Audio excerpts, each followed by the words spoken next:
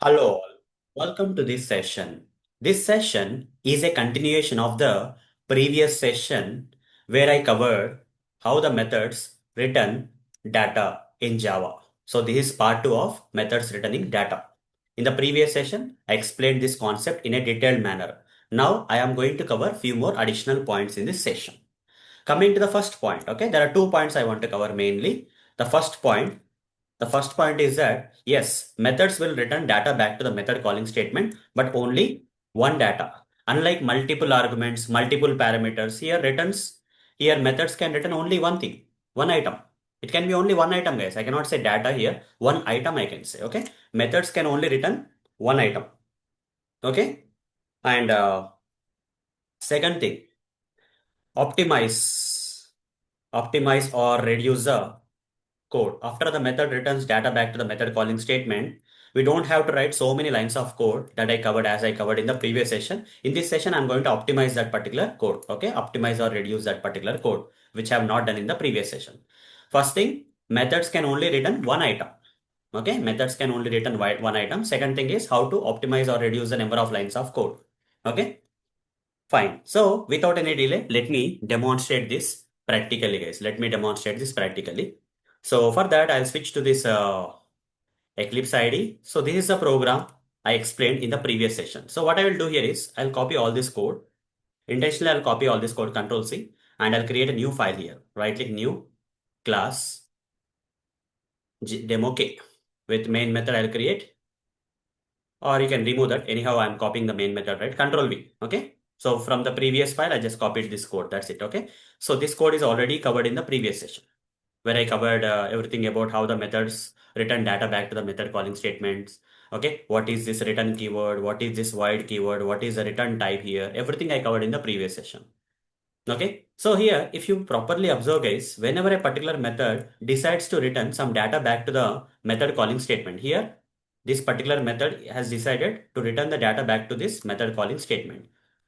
Why I'm saying? Because there is a return keyword. Okay, here, how many items are getting returned? Only one item. But when you create a method, this method can consume multiple data items. Okay, a method can consume more than one data items. You see, in this particular example, there are two parameters. I can pass two data items to this particular parameters. That is possible. Consume, when a particular method consumes or intakes the data, it can be any number of data, right? There is no limit. But when a method decides to return some data back to the method calling statement, only one data item can be returned, not multiple. I cannot say comma 5, comma 4, I cannot say. Okay, that is not possible. A method cannot return multiple data items. Only one data item it can return back to the method calling statement. So if you try to do so, okay, if you try to return something more, okay, let's say I want to return some a comma b also. Okay, along with sub, I also want to return this a b also. You see, I'm already getting an error, right? I'm already getting an error. Invalid. Only one, it accepts. More than one, it won't accept. You see, more than one, it won't accept. So it's only accepting one data item to be returned. That is the one thing that you need to understand. Second thing here is, yes, a method can return one data item to the method calling statement. Once this particular method receives this particular return type in the form of int, I'm storing that into the variable, right? And then in the next line, I'm printing whatever the value that got into stored into this variable, which is returned back by this, which is returned now, okay, by this method into this method calling statement that I'm printing here, right? Okay, here, how many lines I am writing here, guys, here, how many lines I am writing here to get this thing done? So I'm capturing the data returned by this method to the method calling statement and storing that into the variable and then printing in the next line. So instead of doing this, what we can actually do is, instead of these two lines, we can complete that in one line. That is, you can remove this part. You don't have to store this result of this okay, return result of this method calling statement into a variable and then print it. Rather, inside the circular brackets of the print statement, directly you put this, cut it and provide it like this. You see what happens? Whatever the data that is written back by this method into this method calling statement will be directly printed. I don't have to store into a variable and then print. Why I'm explaining this is most of the people use this way. Okay, not every time. They will store the value written by this method into the method calling statement into this variable and then print this kind of thing.